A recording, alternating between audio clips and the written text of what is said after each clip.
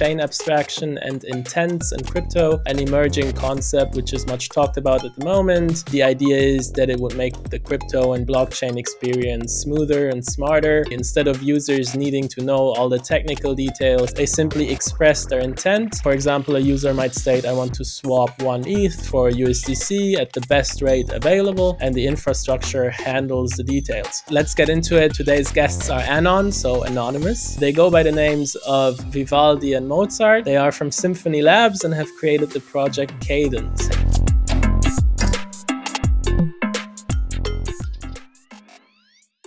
Hey, Sohail here. Thanks for tuning in. Real quick before we begin, if you enjoyed this episode, if you learned something, please consider to follow or subscribe or share this episode. That helps us out a lot. It helps us to reach more people and to spread quality education across the space about crypto and Web3. Also, if you're part of a crypto project or represent one and you would like to come on the show or do sponsoring, please get in touch with us. And lastly, everything we talk about today is for educational purposes and no financial advice. Enjoy the show. Let's get into it. Today's guests are Anon, so anonymous, which is why they won't have a video stream right now. They go by the names of Vivaldi and Mozart. They are from Symphony Labs and have created the project Cadence. Hey guys, thank you for coming on the show. Hey, appreciate you having us, and we're excited to talk to your whole audience. Yeah, great to be here. Lovely. So, Symphony Labs, your pseudonyms are Vivaldi and Mozart. I just got confused because you all also have in the team Chopin and Beethoven. The project is called Cadence. So are we bringing classical music back? What's going on? What's the story? Yeah, I mean, we're all, we've all been super interested into classical music. We all play instruments as well. And I think the merger of all that was really in line with the themes behind we want to reflect in our project and in symphony and everything like that. So, for example, our past project, Kane's Perps, there's lots of different musical type innuendos in there, which creates more fun and enthusiasm inside the project. So a mix of all that and plus our passion for music all merge together into our pseudonym names. Yeah, we found some of the best projects in crypto. We've all been, in the space for a while, always have a cool theme or idea behind them. So we thought making our whole ecosystem of, products and stuff we're working on musically related would be a cool way to kind of, tie it in with our backgrounds. Yeah, I like it. It's consistent. At first, I didn't pick up on it. And then, it stacked up. It was like Cadence. Okay, I know that word. Symphony Labs, I stumbled upon then. And then it was pretty clear to me. So how did you all meet? Through crypto or actually through music? Or how did this come about? Yeah, so I can start off there a bit. So we all actually, 3 to 4 co-founders, we still work for like a large company together doing blockchain engineering. So that was kind of, that's where we initially met. Then we all went to our separate tracks and did our own different things. So I went to Consensus to work on MetaMask. So in the MetaMask team, I worked on different DeFi systems. Mozart went to Kraken, and then Beethoven went to Axelar. Then from all there, we kind of merged together, saw these issues we see right now in crypto around like UX, liquidity fragmentation, all these different systems, and we decided to start Cadence. So before we get into what you guys are building around the whole chain abstraction and intent space, how about we just kind of narrow down first what intents actually are, what the topic of chain abstraction is, and then get more into the weeds of what you guys are building. Yeah, so at Symphony, the way we like to think about intents is it's more of like a declarative style of, projecting what you'd like to trade rather than imperative, with the idea that you're kind of specifying, what you want to do, right? Like I want to open up a 20x long on Pepe or something, rather than dealing with every single step of the process to do that.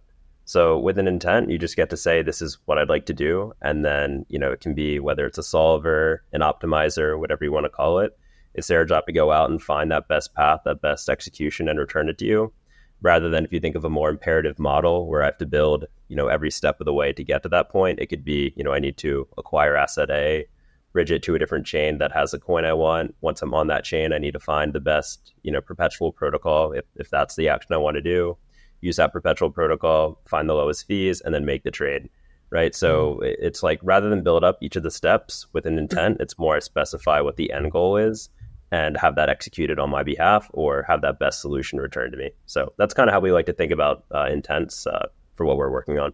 Gotcha. Yeah, when it comes to chain abstraction, I think the words like it's been used a lot for different things to some level, and I think it's really different for everyone. But for us, at least, what we really think about when we think about chain abstraction is taking away all the complexity from the user. That's like the first principle of chain abstraction, is making it simple for anyone to just go on to crypto who's not really familiar, not crypto native or anything, and be able to just interact with crypto without having to worry about any base layer infrastructure. And by base layer infrastructure, I mean like wallets, chains, bridging, all these different core things which we're really used to now, that we can't expect someone who comes into crypto, say like even now, to really learn and understand this like 8-hour journey of understanding all these complexities between L2s, L1s, and everything. Taking that all away from the user and just showing them a simple UI where it feels almost Web 2 at some level. Right. So are the chains going to be abstracted away somewhat then from the user under this approach? Yeah. So yeah, happy to go into some more about Symphony and talk about that. Yeah, for sure. Perhaps to kick this off, you guys were building on Canto, right? The L1. So just tell me about that, because I know you have other plans now with Symphony as well. Like where are you at right now in terms of what you're doing? Yeah, definitely. So we were originally building our first product, Cadence Perpetuals, on Canto. Obviously, because our first unveiled product from Symphony will be Symphony Perpetuals, essentially. We thought of lots of interesting and unique ideas using some of the core Canto infrastructure to build on Canto, and also create like our early audience, which we'll take into us with this whole ride of Symphony.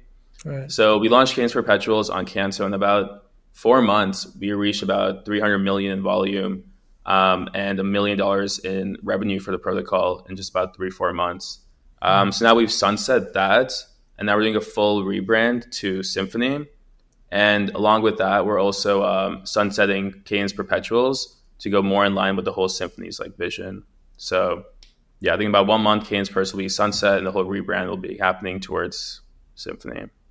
Gotcha. And what is Symphony? What are you trying to do there? I think I picked up on it being an intent-based Perpetuals aggregator that allows to execute any position across any chain at near instant speed. So you can kind of already hear the connection to the Perpetuals, which you already did as a DEX on Canto, plus the intent and chain agnostic approach. Can you tell us more about that? Yeah, definitely. So basically, we invented this infrastructure that brings cross-chain execution speeds down to 3 seconds. And at the same time, it also unifies the 200 chains, the thousands of protocols, and billions of scattered liquidity across all these different systems. And once you essentially unify the whole ecosystem, you have cross-chain execution speeds down to such a quick level, you're able to like truly remove all chains, bridges, wallets, and all this base layer infrastructure we're talking about earlier, and make it simple for the user. So this infrastructure is Symphony. And on top of this infrastructure, we're building several consumer-based apps in the DeFi space. So initially, at least.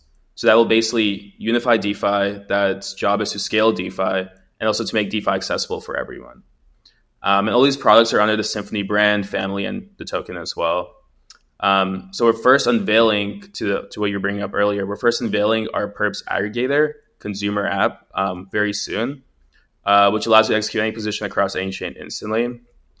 And to kind of explain that a little bit more, I'll give you a quick example of how it essentially works. So you'll go into Symphony and say you want to, you think meme coins are going to die, and you want to short Pepe, a 10x like short for Pepe. You just put in that onto our UI. We'll have the whole graph and everything like that. And then we have these third-party solvers, or you can think about these also as third-party like systems at least, which like compete to find you the best execution across all of these perpetual protocols across all of crypto. And so they come back and they say that the best trade is half on Gains Network and half on, let's say, GMX. Then in basically one click, you're able to create this trade across 2 different perpetual protocols, 2 different chains instantly. And that's how the flow will work for someone onboarding onto Symphony for the Perps Aggregator system.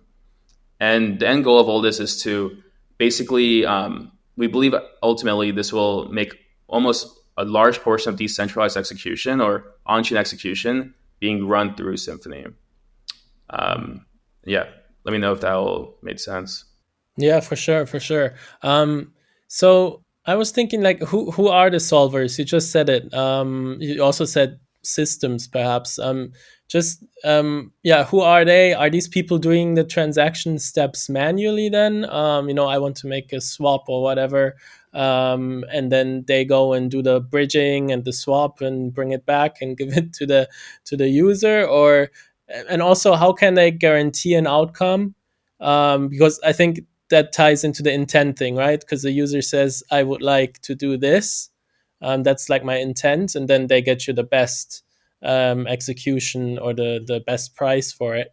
So how can they guarantee an outcome then before executing it? Like maybe something goes wrong during execution. There's more slippage than anticipated or anything like that. Yeah, can you speak about that? Sure. Yeah. So the solvers are basically algorithms at their core. And these algorithms can be, more of a traditional, algorithm that we're used to. And they can scale up to any way to more of like an AI agent, right? Where it's AI that's predicting like past solutions that worked and then future ones that could theoretically work well. In terms of like, I guess what you're getting into in terms of, the likelihood of failure or, slippage and things like that. The way the system kind of works now is in order to be a staker, or to be a solver, you have to stake into the Symphony system. So you basically stake into it, and that gives you access to our off-chain mempool where you can see these intents coming through. And as you're basically providing these execution paths, like you see this intent come through for 20x Bitcoin, you're going off and searching GMX and gains and returning solutions. As the solutions work and don't work, we're basically building up a reputation score for these solvers. So you kind of get into a situation where if you're a solver, you can provide maybe a slightly more optimized solution, but it could come at a higher likelihood of it failing, right? If you try to get the execution price just right below the mark price of a current asset, and that means that slippage, could be such that by the time the user clicks that solution, it fails. Solutions like that are going to be a little bit riskier, and maybe more of a degen pro type trader might go for that. However, it's going to have a slightly lower, risk score or slightly higher risk score as it has a higher likelihood of failing. So we kind of see this like open marketplace of solvers kind of balancing out what, is likely to succeed and what's like a more safe solution. But yeah, that's how we see it working. In terms of who's a solver, right now we're building our own in-house solver just to kick off the ecosystem. We also are coming out with an SDK for it. So any other entity that wants to spin up a solver, they can basically just use our SDK and get it going from day one. And then we've also been in talks with different market makers. So other entities that have been doing solver type solutions for other projects and just other, high frequency trading firms that this would fit right into their wheelhouse.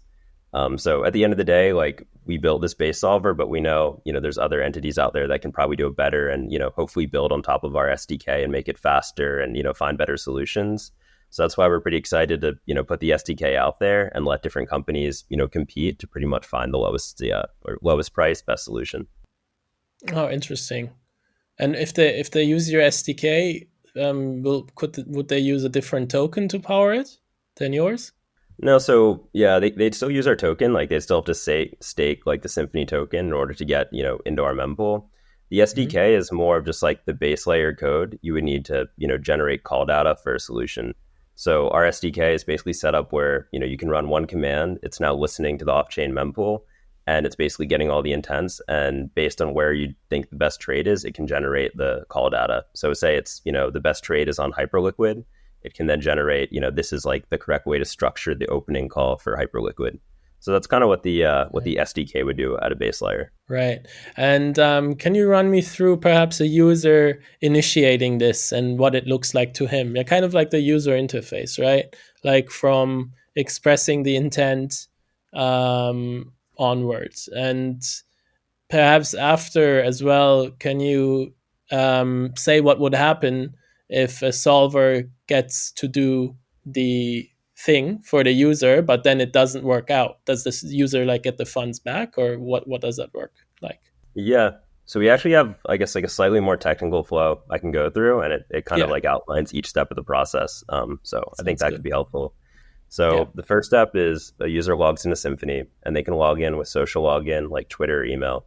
And when they do this in the back end, a wallet is basically created for them. And it's a smart account based wallet that has like custom implementation of our own features inside of it. that we use to basically execute protocols on different chains. So they have this smart account wallet created now that they logged in. And the first step when they want to go ahead and signal a trade is they go on our trading platform. They say, I want to maybe 20x long Bitcoin.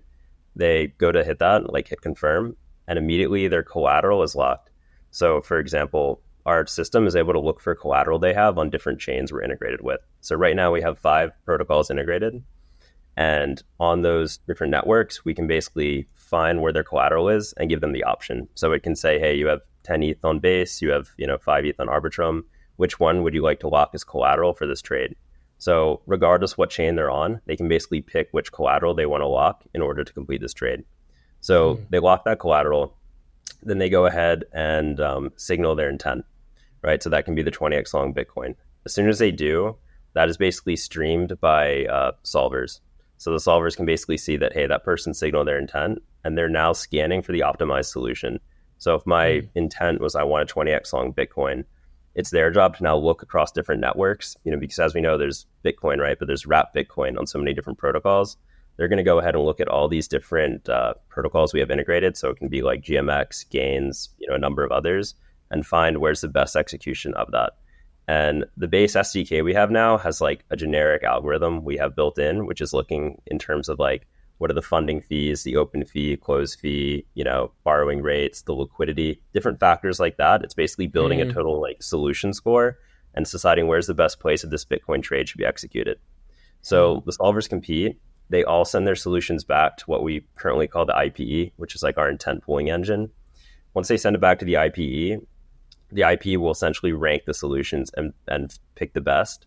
And then based on that score we have, and then send that to the user.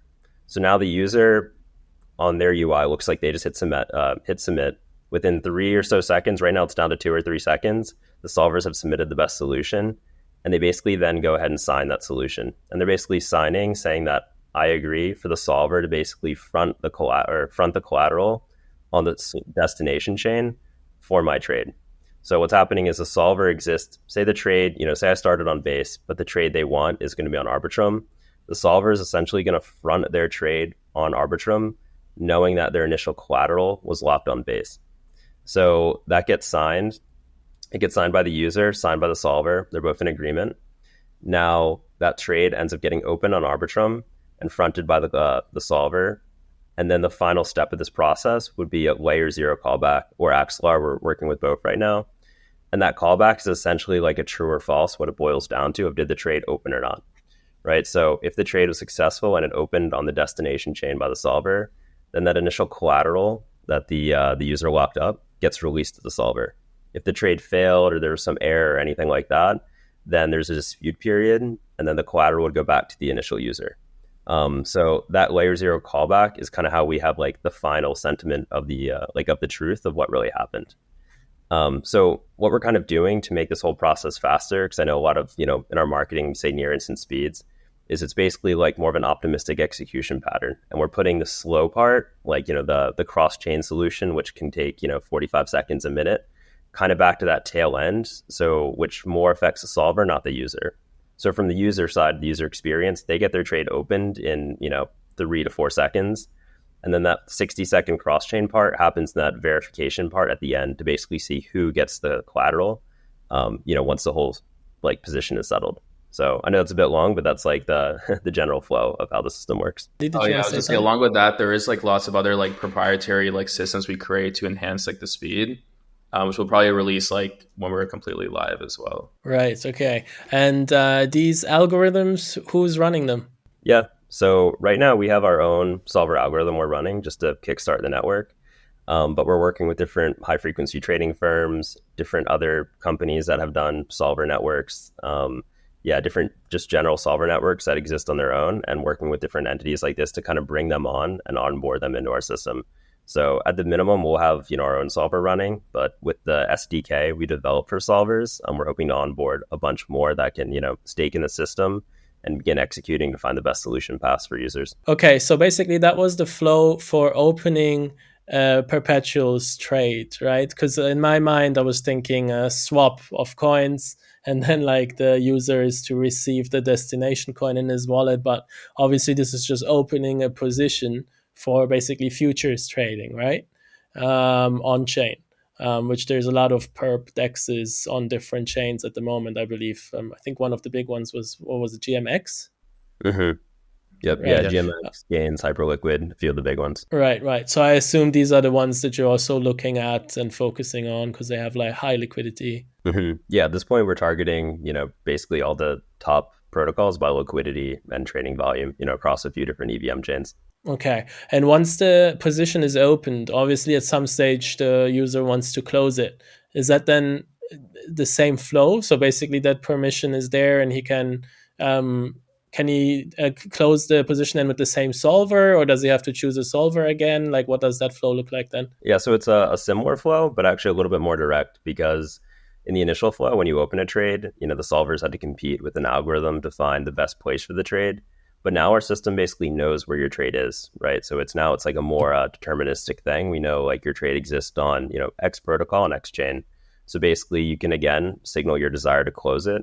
And then our system can basically go in with your signature. And then like once you sign giving us permission to do so, then we can close it and then basically get your assets bridged back over. So it's a similar flow, but a lot more direct since, the protocol is already known. Right. You just mentioned getting your assets bridged back over, but were there actual assets bridged? Because I thought they were just locking collateral and it's just a perps position. Yeah, so in that case, for example, say I locked my initial collateral when I opened the trade, right? And since the trade got opened successfully, that collateral is now, given to the solver. So I no longer have my collateral on the source chain. Right. But now once we go in and we close that position on the destination chain, now I get my collateral back out. But the problem is it's now sitting on this destination chain. So at that point, we're basically giving the user two options on the UI. You can either close it on the destination chain and leave it there. And if you leave it there, it's still under, the custodialship of your own wallet. So if you want, you can just, I started on base and I'm fine with leaving my collateral token on Arbitrum. That's one option. The other option, which is almost like right now it looks like a checkbox, basically when you close a position, can be, I want to close and bridge back. And what happens with closing and bridging back is it kind of gets thrown back into the solver intent pool in which you close it. And you can find a solver. So basically say I close and my collateral is, Ethereum on Arbitrum, and I want to get back Ethereum on, Base. I close it and I can have a solver that's willing to take my, for a small fee, take my Ethereum on Arbitrum and give me, Ethereum on Base. So you can see it's kind of like a similar flow, but you'd have two options there. And we think the way it'll work is, when the product goes live at the beginning, most people are going to select that bridge option to, pull their money back to where they started, because people have, a more like chain specific mindset now. But as we discussed, if like the way our system is more going to work is we can lock your collateral across different chains. We kind of see a future where people are willing to, start on Base, open a trade, close it on Arbitrum, and they're fine leaving their collateral on Arbitrum, because then when they open another trade with us, we can again just lock it on Arbitrum and then open it somewhere else. So you can do a bunch of trades without ever really, continually caring about moving it all back to whatever chain you started on. So I don't know if we're fully there yet in terms of, people's mindsets with trading, but that's kind of how we see the ecosystem evolving.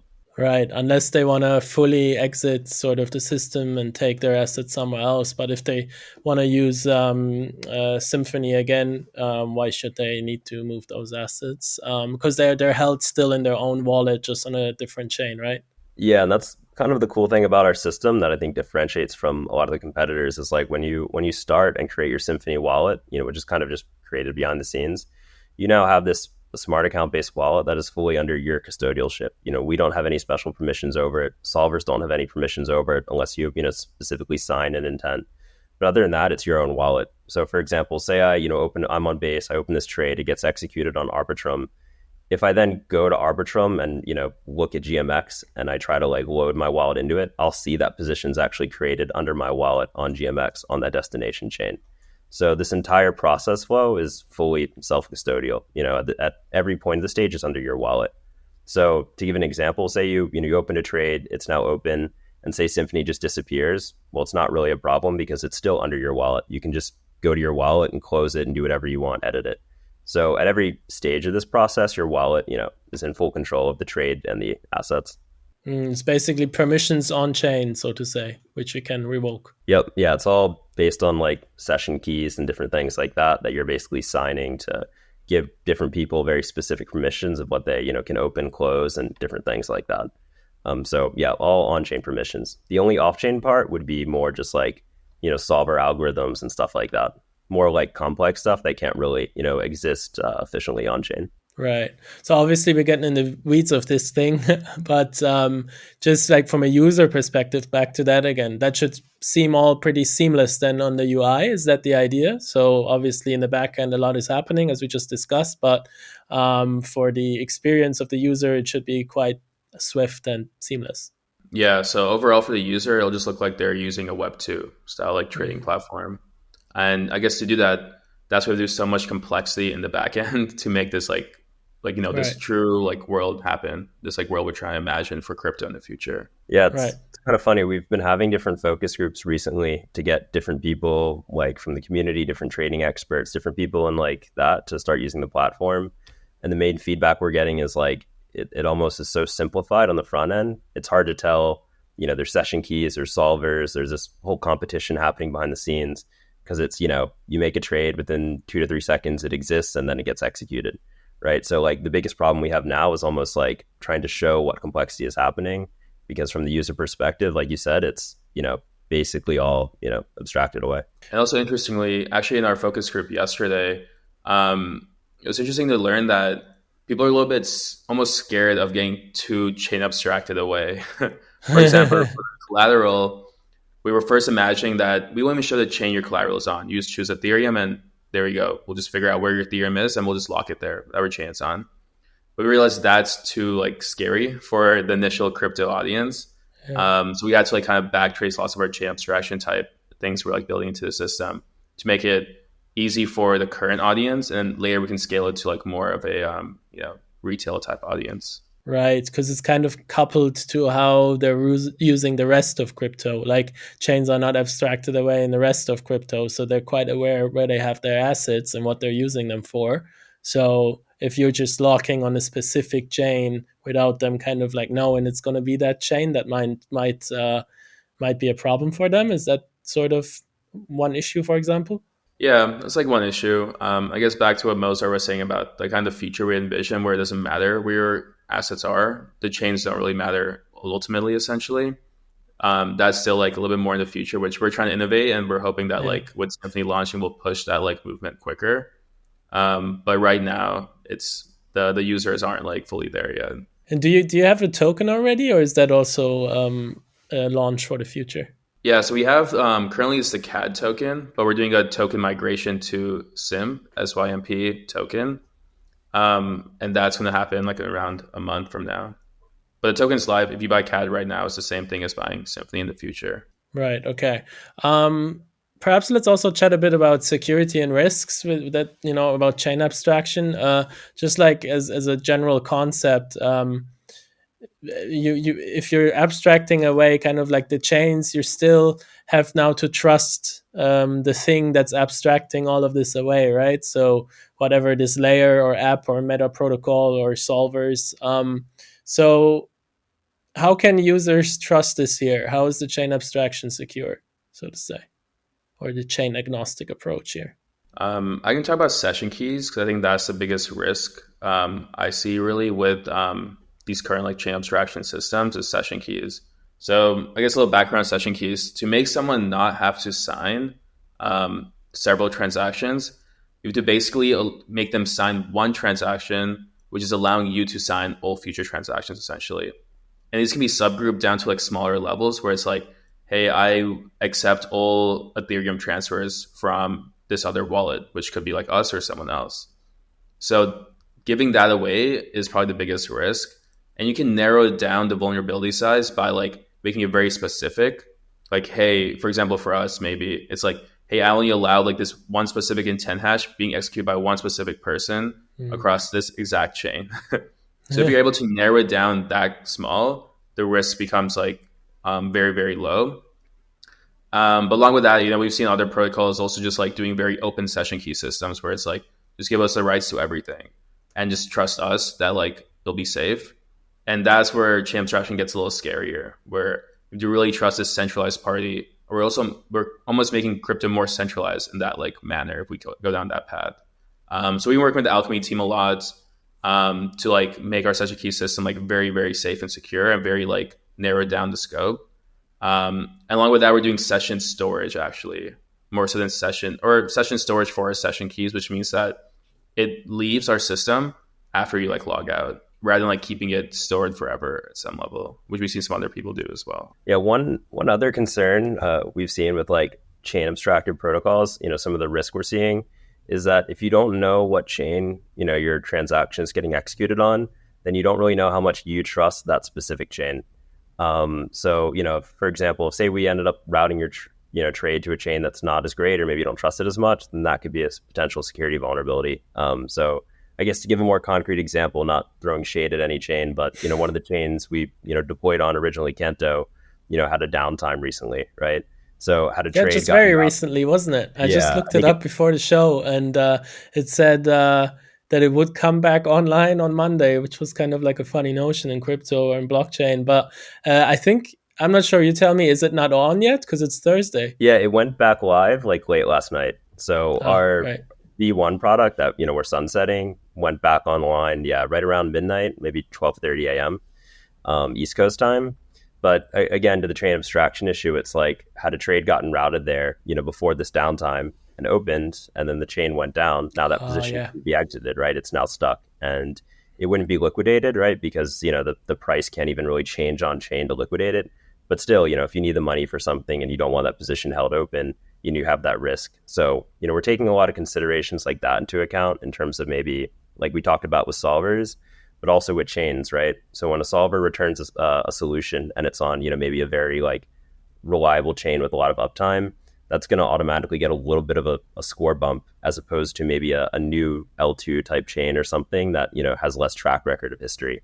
So we're trying to take a lot of stuff like that in consideration with where if we are going to start abstracting chains away, we want to make sure the chains they get routed to are reputable. In the same way with protocols, right? If, it's like a GMX protocol that's, doesn't get hacked or, has a pretty good track record, that's going to have an automatically better score than, the next newest perpetual protocol that's only been out a couple of weeks. So we're trying to take different things like that into account too. It's crazy the things you're going to take into consideration in this space. I mean, you're just trying to build something there, and then you got to take into consideration that a chain is going to be offline where you're going to route a trade to and things like that. It's wild. Yeah, the algorithm for ranking has tons and tons of parameters, right? And it's I feel like it's growing every day as we see a new thing that's interesting or a new thing that might, lead you one way or another. We add it as a new like input parameter to the algorithm, like, potential chain risk. That's, now an algorithm, potential protocol risk, like all these things get added in. So we get this like really pretty score at the end when a solver returns a solution that like, this is a little bit better for,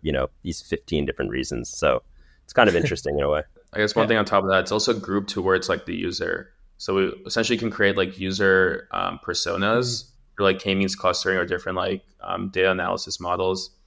And based on the persona of this guy's like a day trader, for example, it's a very different thing we would give them than like someone who's like a long-term trader or more of a beginner type trader as well. So lots of different things in this algo, which makes it really fun. Yeah, that should be fun. Let's say, a high frequency trader, perhaps he needs the chains to be online, for example, Yeah, one of our original mock-ups, which we're still editing a bit, had like, when you signal your intent, a bunch of different sliders to Vivaldi's point, right? And you could really fine tune, do I care more about execution speed? Do I care more about, fees? Do I care more about, the network fee of the chain it gets executed on? Like you could really fine tune all these sliders and send your intent out so that solvers can basically take into consideration like, hey, like this person cares a lot about speed, but they're going to pay any fee you put in front of them, like different things like that. So we're kind of playing around with a lot of ideas like that and kind of showing it to focus groups to see how people, how do they look at that? And do they think that's interesting? Do they think that, impedes their trading, experience and different ideas like that? Right. How quickly is that parameter list of potential risk vectors growing? Yeah. People can decide if they would care if the chain goes down, if they don't care. I've seen crazier things in crypto. Perhaps, I mean, you kind of also talked about staking the token, and I think I read about a decentralized solver network. Can you talk about that a little more to get an idea what it is? Like, will this be a layer 1 blockchain where solvers stake and get slashed for misbehaving? Where are you developing this? Yeah. So the main staking we have right now we're setting up is solver staking. And that's going to be, one cool use case of the token. But, in order to get into the mempool, the solvers have to stake. And we have a slashing mechanism automatically built in based on, do they try to provide like a malicious trade? Do they provide a lot of trades that are, too aggressive and never get executed? Different things like that basically go into the slashing mechanism based on their stake. In terms of where they're staked, we're going to have a few basically hub chains where staking can occur. We have like a short list right now, but it's basically like, a few main chains we want people to be able to stake. And then because I think we'll have like, say, a limited list where people can stake, but then a much larger list of where we're able to basically reach protocols and execute on. So to deploy the infrastructure for staking is, a little bit more complex than to deploy our base contract, which can just like talk to the different, GMXs or gains networks or whatever of that chain. Right. Yeah, and along with that, when it comes to like the Symphony token staking, lots of like, tokenomics around that, which I think you were asking about. But one part of that, which comes with the staking, is also a portion of like protocol fee revenue, just getting back to like token holders and things like that through staking our token. Gotcha. So this is not like a proof of stake blockchain type staking, but interacting with different smart contracts on a selected few chains where you can stake your token. Yeah, that's pretty much how it would be. And then we're right now kind of in the exploratory phase of different ideas, such as like, delegated staking to like a solver and different things like that. We're kind of, thinking through at the moment. Right. So are you going to have some sort of inflation baked into this as well on different chains, like an inflation scheme protocol? I guess what do you mean by inflation, like scheme? Yeah, so do you have basically incentives where your own token is paid out as reward to the stakers, or is it just going to be protocol revenue? So I guess it'll be a mix of both. So yeah, both things essentially will be inspired, like, Symphony staking. But also when it comes to solver staking, they also get some benefits as well for staking Symphony. Okay, so basically solvers will stake your token and they will get slashed if they misbehave. Who determines if someone really misbehaved? Did I get that right? That the basically the algorithm with the parameters that you guys have kind of tracks their behavior and determines that? Yeah. Mm-hmm. So slashing is on chain, and then we have like a dispute period. But the on-chain mechanism for slashing boils down to, there's a few different factors that go into it, but one of the main ones is kind of that true or false we talked about with the layer 0 callback. So basically, at the end of the day, if the trade doesn't get executed, it gets returned as false. That's one thing that could impose, slashing. If the trade, gets executed, but the parameters that it actually got executed at are, far off of, what they supplied to the intent, that's another thing that could trigger it. So we're trying to make it very like objective based and not, like he said, she said kind of stuff. It's going to be like on chain and based on like the smart contracts that determine, what constitutes making them get slashed or not get slashed. Okay, understood. And so with all that, how far are you in the roadmap with this? When do you expect to launch Symphony? Can you tell us a bit about the roadmap of it all? Yeah, so we're doing a phase private like mainnet launch for Symphony. So we have to go straight to mainnet. So Symphony's going to go straight to mainnet because lots of these like perpetual protocols don't have test nets in the first place. Yeah. So to really make the system work, we have to go straight to mainnet.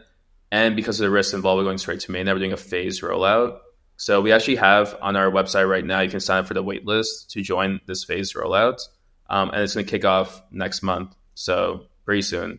So we're excited for that because we'll be the first to market essentially with this type of chain abstraction intent-based solution for perpetual trading especially, but kind of in the whole ecosystem at some level as well. Right, and in terms of these sort of approaches, are you seeing more of that in the space? Ideas, projects to abstract chains away to some extent, to work with intents across chains.